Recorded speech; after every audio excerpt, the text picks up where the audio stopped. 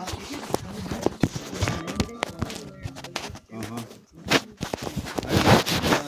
cases where squirrels outrun a wolf and wolves outrun a squirrel. But some of you guys, that big enclosure we were in has that big, huge ponderosa tree. We had a squirrel get caught with a wolf and the squirrel at the tree. And that wolf and that squirrel went around that tree, I swear, 30 times. And as they were doing their dance, when the squirrel came around, there was a shadow. And the squirrel ran up the shadow and disappeared. That wolf went around that tree for another 10 minutes trying to find the squirrel. And I've seen other cases where the squirrel wasn't so much about it. There was one earlier, wasn't it? Yeah, I would leave it on the lake.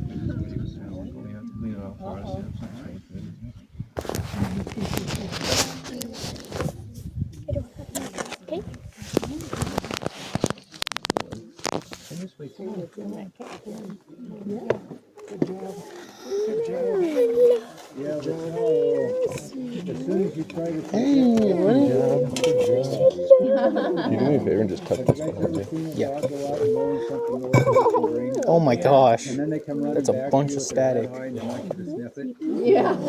This is what wolves do is in the wild. Oh my gosh. That's called storytelling. So He actually cute. stayed with us, They don't have a not pencil and a paper Yeah. to write their stories like on. that. So a wolf in the They still wild will go want find a dead deer, roll in the deer, get the smell of the deer on He's the sniff. fixated on the Come running squirrel. home and mom and dad would sniff it on the neck and go, oh, we found food, let's go. So that's a behavior that goes with wolves. And of course, your dog's a little confused. They roll on things that are usually pretty gross. And then if you notice your dog, when they come home, their head's high, they're wanting you to sniff its neck and go, hey, look at my story. And of course, we don't do that with our dog. We chase it out of the house. We wash the gross stuff off. And the dog's like, oh my gosh, you're not paying attention. And so what Bendy did is she put some smells on this towel. And we were hoping that the puppies might do some of that. But what I've got here, and I want to show you guys a little bit how they move. And then we're going to talk about cascades and how the wolves have helped give us He cold is water. so big. But now she's starting to other people. She's like, oh, I want that bottle, and I just walk on by. Yeah, good job. If you guys can, look at her long neck. And we'll show you how they move different than the dog. And then if you guys go home tonight, look at the dog. Most dogs have what's called a barrel-shaped chest. And if you got this big wide chest like dogs do, your elbows stick out to the side. So if you watch a dog run, they actually use both of their legs. And you guys know sled dogs, huskies, or malamutes? They bounce front to back. Well, I'll see if I can get him to trot with me. When he gets trotting, his elbows are very narrow. And if you watch it, his lower legs move like this. He doesn't run like that. And what it does is it allows his back to be incredibly smooth. And we can actually bring that elbow right to the center of his body. So it's almost like a teeter-totter. He can plant one paw, elbow hits him in the middle, and he spins on a dime. And if you guys think about a dachshund, you know what they are? Think about a dachshund doing a U-turn. Yeah, it has to go on a whole journey. And when he starts trotting, and he hasn't done this yet, we're going to see if he'll do that. I'm going to try to get him into a trot. And for him to walk at 2 miles an hour is really hard. He likes to walk at about 7 miles an hour. And it's these two legs going like this. He won't use his upper arm, and they can trot at about 7 miles an hour and go 100 miles in a day. So let me see if we can get him. Yep,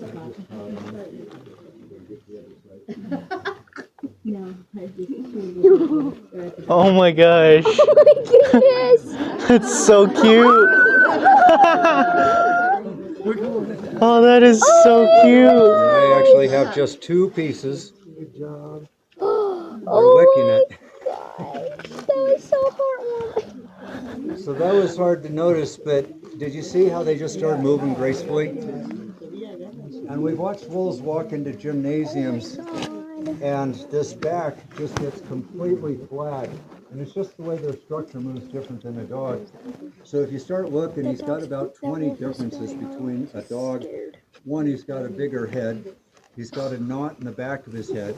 He's got slanted eyes. His ears are a little rounded. And he's got that longer neck. Oh, If you get looking, he's got two longer toes for a dog. And those two long front toes with the wrists are what allow him to just trot like this. And then if you get watching, they will actually put their rear foot in the same spot their front foot just left. So if you're out in the woods and you've got to run, it takes energy to move the snow and the mud out of your way with your front foot. Why do it with your rear foot again? They lift their foot up and the opposite rear foot lands in the same spot. She might like that. If you give her a little space, she might do that. Two-footed creature walking, and if you get close, you'll put these straight toenails down and it's just an efficient way they move. Hey, buddy. What's that? What's he doing? Yep, in that narrow chest, they can be moving along and stop, move, and then of course they want to turn. The dog's head out here, so it's under their chin, and the butt's got to turn. With the wolf, that weight's right under the middle of their body, they can just turn on a dime. What's he doing? Are you having fun, Lyra? What's he doing? It's hot. Do coyotes move in a similar way? Yeah, coyotes, wolves, and foxes all have that narrow chest. They all have what's called a registered track. And one of the differences is look at his tail. It doesn't touch the ground. And if you guys see a coyote, almost all coyotes, their tails are longer. They touch the ground. And if you see a fox, their tails drag on the ground. Yeah. So it's really hard to understand how big they are from a distance. And hi, mister. Yeah. Yeah, I know it's hot out here. That's really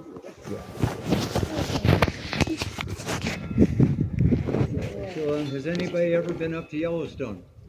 Yep. As a kid, I spent a lot of time up there, and that was some of our motivation, was trying to get wolves back into Yellowstone. But something that none of us recognized. And as a kid, I would go up there, we would find ourselves, generally, being told the grizzlies are gone, the wolves are gone, it's safe. And we started going through time. The researchers found that our creeks had dried up over 4.5 miles from the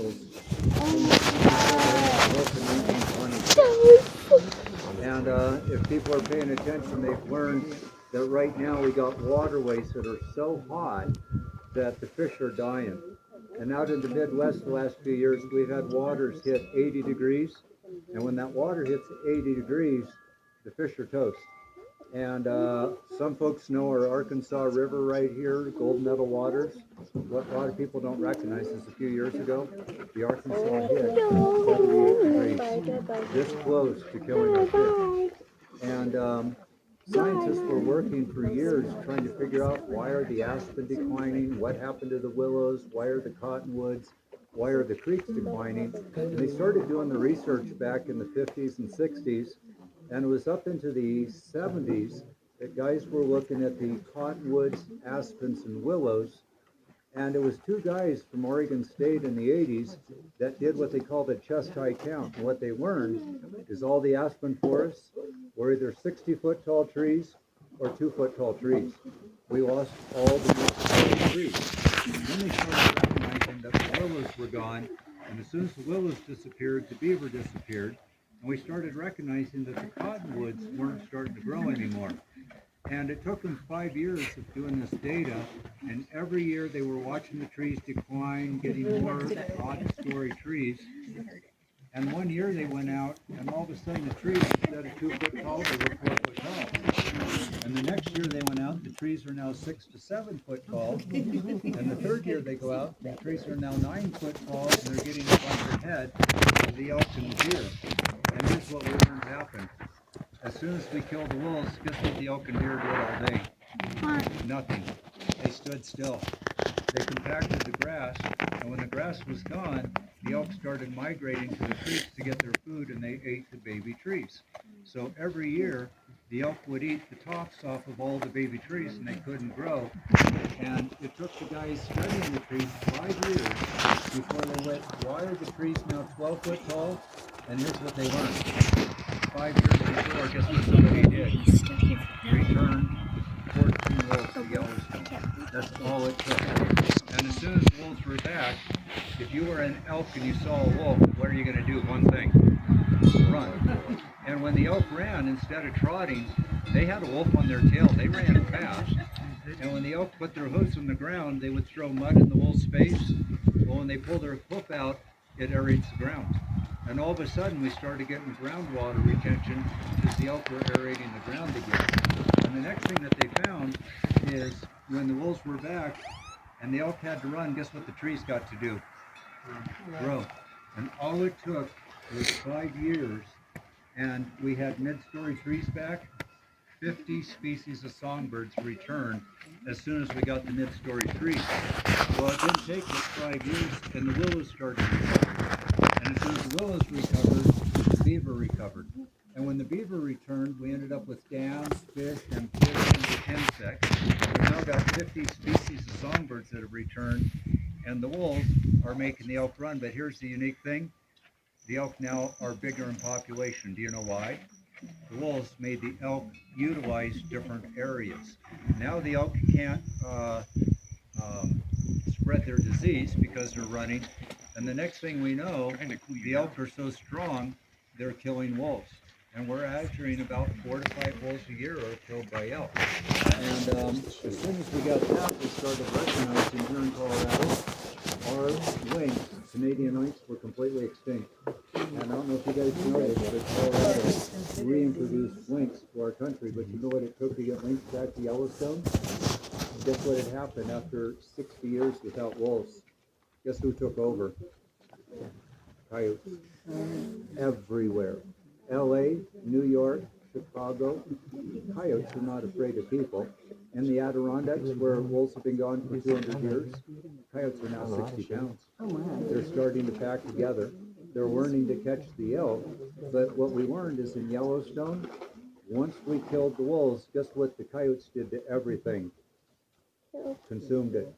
They took out the rabbits. We lost the lynx. They took out a lot of the small predators or the small prey. We lost the badger. We lost the wolverine. We lost the fisher. And here's what happened when the wolves came back to Yellowstone. The coyotes were trespassers. And the coyotes will come and get leftovers from the wolves. If they get too close, the wolves do, kill them. And literally, the wolves killed 80% of the coyotes. The coyotes were gone, guess what the rabbits did? We had more snowshoe hare. And as soon as the snowshoe hare returned, the lynx returned. So they're starting to call this cascades. And a lot of the kids today that I've talked to, let's see, you kids, can you tell me what a cascade is? What does it sound like? Cascade. Yeah, what's a cascade? A waterfall effect of like different varieties of predator and prey animals, like their population is declining because Brady, of right? one. How old Yes. are you? 17. And how is it that a 17-year-old knows what most college students don't know? I asked her what a cascade was, and he started talking about trophy cascades. So cascades, there's a lot of students who don't know this. It's a waterfall.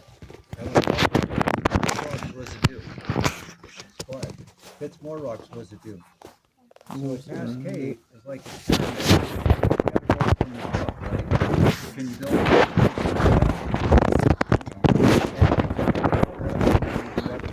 Anymore. Nope. So here's what happened in the forest. The wolves built a cascade of appropriate levels. And thank you for bringing the water out.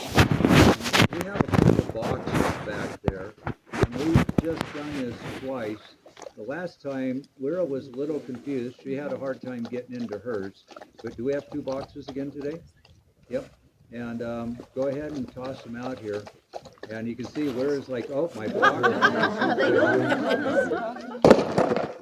We got it this time, And Lyra. all I can say is try to imagine this as your couch.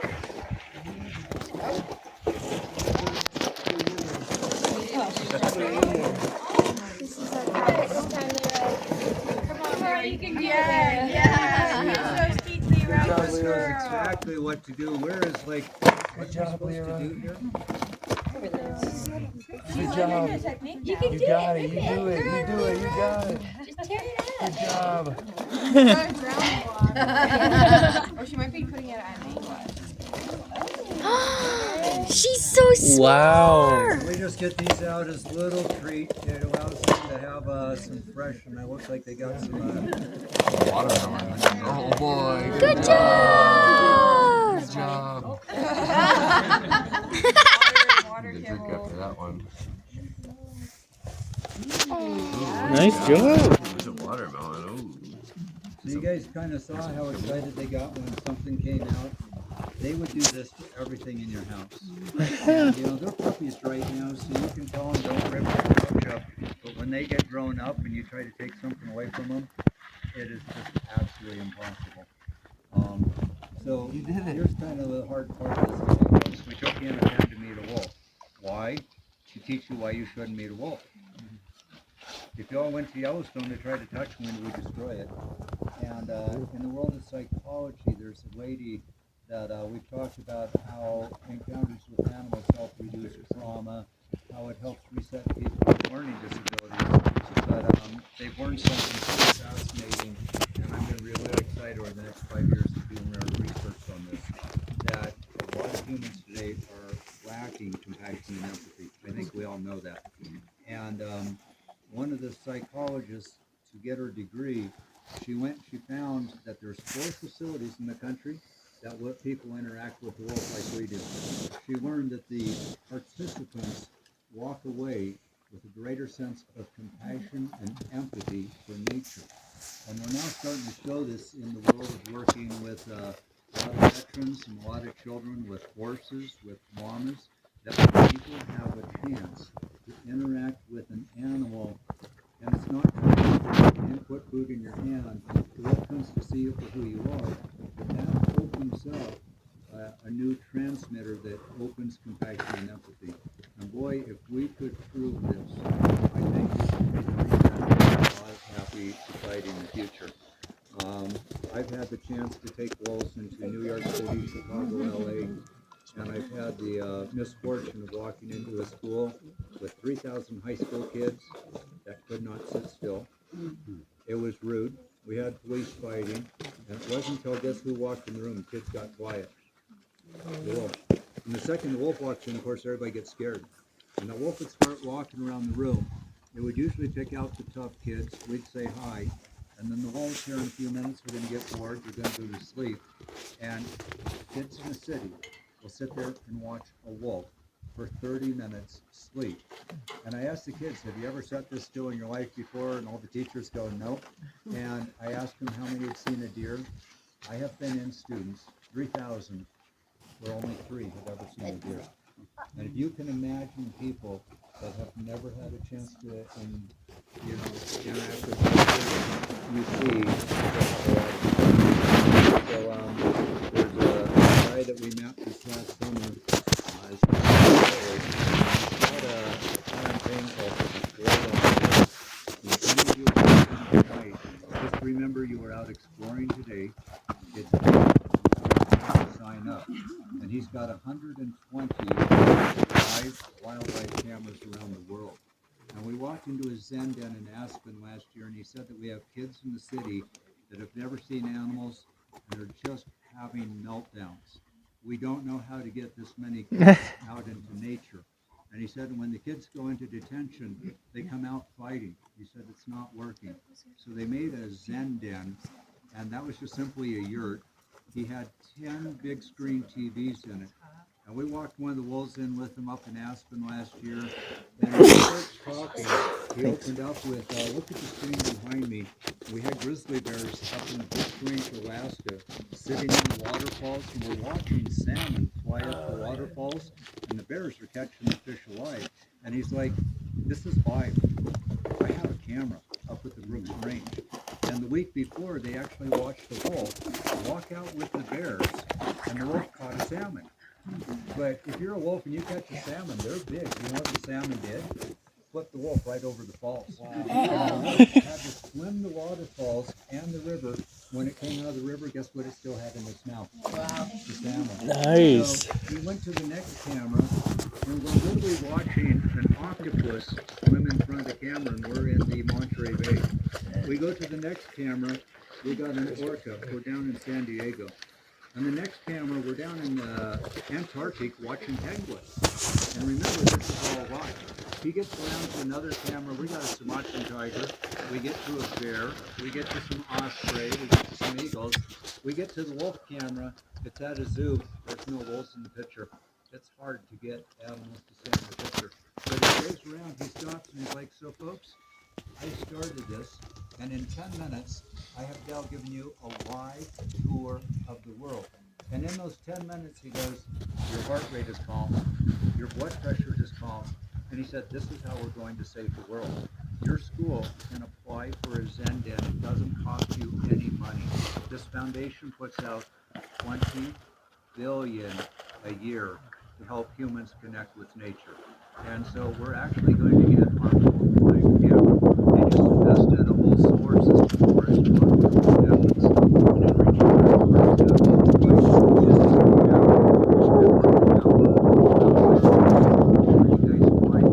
is the camera.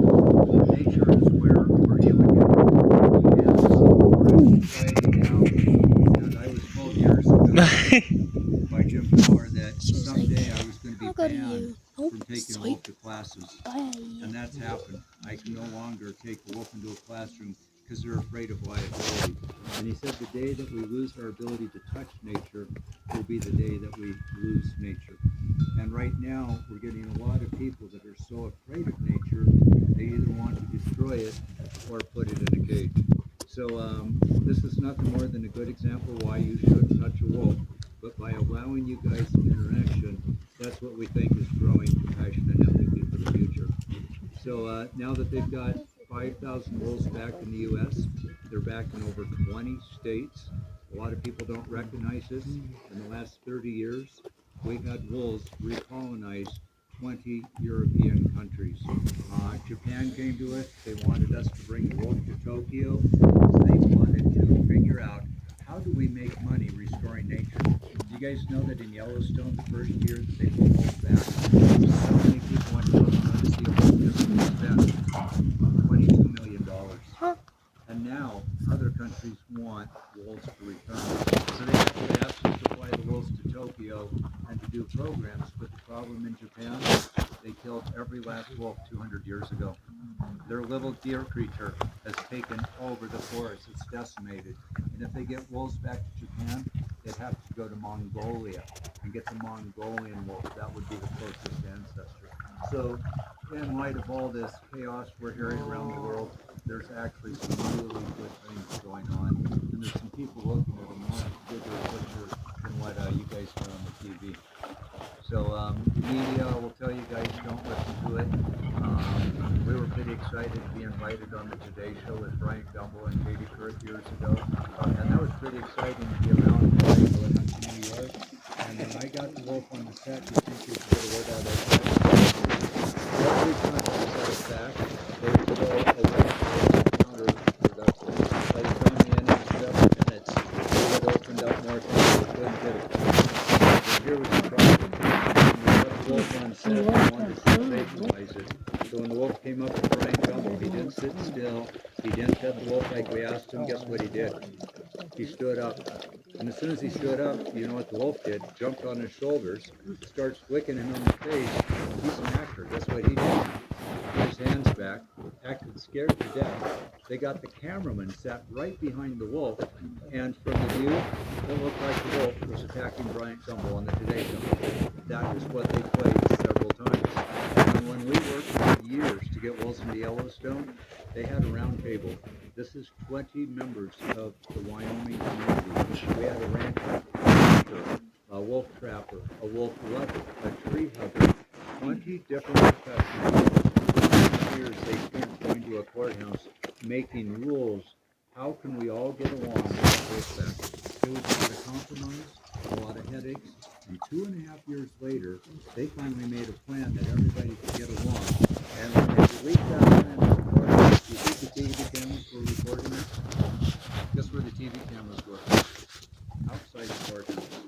they got the most obnoxious rancher and the most obnoxious environmentalist arguing with each other. And they got the environmentalists to say the only good rancher is a dead one. They got the rancher to say the only good environmentalist is a dead one. They put that on the news, and it split our world in half. So don't listen to the media. We've watched this happen so many times. What we're actually learning is there's really good support for the wolves. And I don't know if you guys know this. This is the first year that we have wolves in Colorado. We called it Mission Wolf after that old show, Mission Impossible. How do you ever get a wolf back in the wild?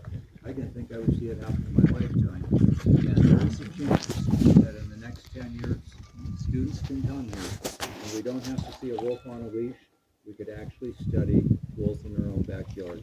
And that would be our dream to see happen someday. But Weir is very happy to be pulled down. If you splash that water on her belly, you'll watch her face. She'll just like, oh yeah. On that belly.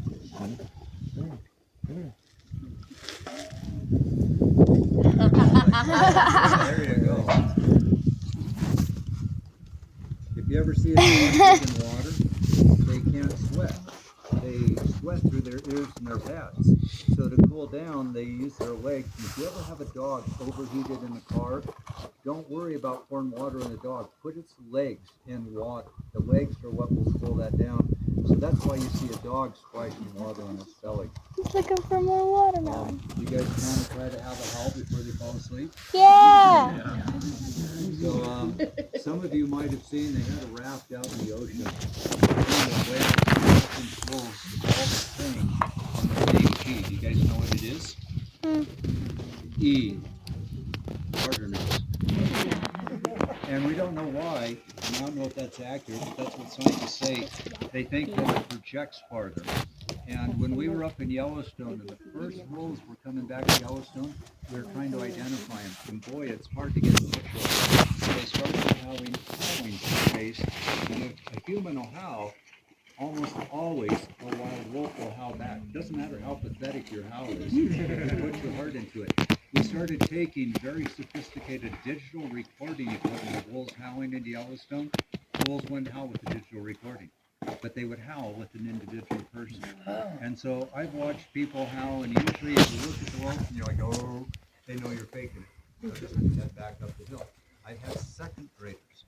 They tilt their heads back. They push with their diaphragm, and instantly the wolves howl back with them. So we've probably had 20 different circles this summer. We've probably had 20 different howls. We've only had them respond about 4 times. But the last 2 or 3 groups that we've done this with, they're starting to respond more. These are the wolves I'm practicing. We'll probably get them. And he's finally going. You see how his goofy look on his eyes? So if we go out in the woods and we find smelly things, they love to pull in smelly things. I've traveled with wolf all over the country, and I hate to say it, but the most exciting thing they love, human poop. It is the most astounding thing when we're out on the road traveling with them. And what we find is they love Dr. Braun soap on that right. Yep. And we've had some elk send and other people bring scents in, and we find that they love that smell. But if we try to get away from the house, they usually just wait for it. They sing at sunrise, they sing at sunset. That's your normal howl. If you hear them bark like a poodle, we walked out one day and I had 38 wolves tail tucked barking at a poodle. Do you know why? Mountain lion. Yep. And they will bark just like a dog, a mountain lion, a bear, or a human. But if a dog jumped out and started barking right now, you would see them all get scared. Oh my God, where's the bear? Then they look at the dog and, oh, you're just barking to hear yourself bark. Let me shut you up. And if they can't get out of the fence, it causes them stress. So we've tried to create a facility where there's not cats and there's not dogs and there's not kids. And just let them know.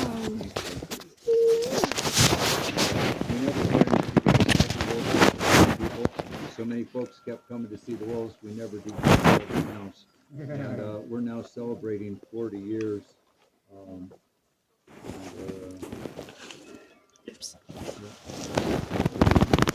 I got you. Want to see if we get into houses? Yeah. So I have one kid. Every single time we 30 wolves start fighting with each other. Every single time.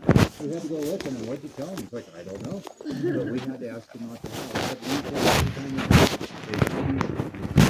And I had audiences of literally several thousand. We had them at this meeting. And one of the 400 men at the Rotary at the Marriott Hotel. And they just put it together and they got the list of house. So I'm hoping that we might hear a wolf howl. And Britain knows if we say the wrong thing, be ready to get out of the way. They might run right over you. You guys want to try it? So we'll have clear. It's like a siren. It builds, holds high, high, and it tapers off one note or octave. And then as you stop howling, look at them like it's their turn. You guys ready?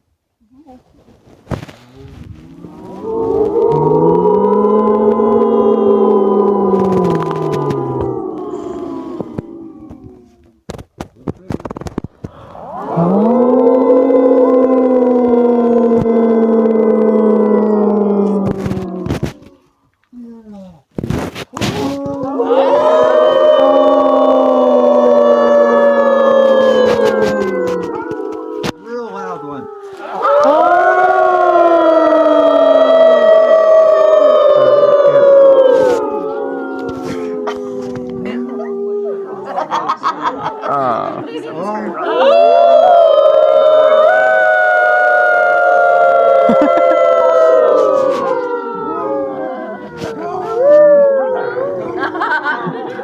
He's playing. Stop it, please.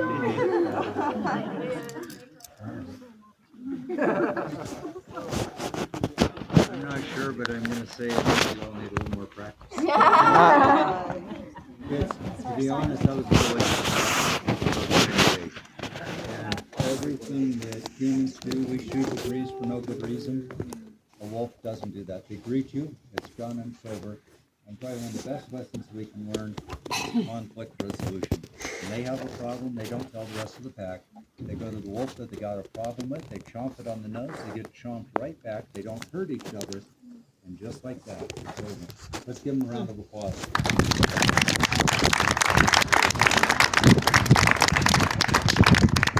I don't know if you saw her, she turned around, she actually looked like she smiled. First audience just went into an applause, she about lost it. After about 4 rounds of applause, she's like, yeah, that's me. So introduce you guys to our studio. In the future, I'm hoping you guys will show up. We're going to walk everybody up on this nice, gentle ramp. We're going to go visit the walls in the softer area. That's going to happen next summer. Nice. We're still working on it. And Team Russell is here. Tara. Yeah, this has been a group of people that have been coming for a few years. And it's just amazing. And then we got Boulder Valley Sierra Club that brought up the inner city outings. And they've been coming up for years. And this is something open for the rest of you guys. You don't have to come here because you Don't lose it this time. Something special. All you have to do is find us. And we don't charge them money. We don't allow people to come here because they're smarter than someone else. You just have to find the place. And then whether you hang out for a half hour, a day, a week. I've had some students come in and live here for a week. They get leave for 11 years. We do need some help. And every week we go through this where there's more people that want to learn about nature than we can handle. So I'm hoping that Abby was just turned into a wildlife vet extraordinaire. I heard that she's going to school where I went to school, and she just met Lisa who came here. Lisa, yeah. And how old were you when you first came here? Yeah, she just graduated as a vet from CSU. And we've probably had over 20 staff over time go on and do that. It's all very important in the future. So this building was just finished last spring, and we now have an art gallery inside. We've collected art for years, so you're welcome to wander upstairs. We do need people that know skill sets. Most of the kids, I just had kids here from Jersey. It was private school, 251 years. They've got 17-year-old kids, 12 of them. Not one of them knew what what an end wrench was. And it's not, something to, look down on them. They've never had an opportunity. And that's what I'm learning is these kids have never used a shovel, never used a wrench, never used a screwdriver. And I've watched 12-year-old girls that we've taught how to use miter saws. And they turn that saw on and it scares the daylights out of them. And then they get the piece of wood up and they go through the wood and all of a sudden they're like, yeah. We need help teaching kids today skill sets. And we've got a studio upstairs where people do art and painting and picture framing and jewelry and sewing and weaving. And in the back shop we have welding, carpentry, mechanic. And it's basically how we maintain the entire place for the next 20 years. And the best thing I'd like to tell you is this building runs all winter, keeps itself, provides its own electricity without a drop of resource from the outside. We have solar hot water panels that provide all the heat. We have solar electric panels, and the Explore.org group has just made a deal with us. They want more cameras, we want more solar, so we're going to get a new array, and we're actually going to be able to run a freezer off of solar power out here. And to walk a walk-in freezer on solar, that's really hard. But hopefully, in the future, you guys can come here and have this vista. And I hope that you don't have the smoke. And that's our biggest problem right now is wildfire management. So a lot of staff today are working in the cabins. We're cleaning out invasive weeds. We're cleaning wood here. And that's why we built this building. It's pretty much fire resistant. And we put all these fences, so if we ever do get a fire evacuation, we can run all the wolves down into the building. At least they'll be safe in the building. There might not be much left inside the building when we're through, but at least the wolves will be there. So appreciate all your attention.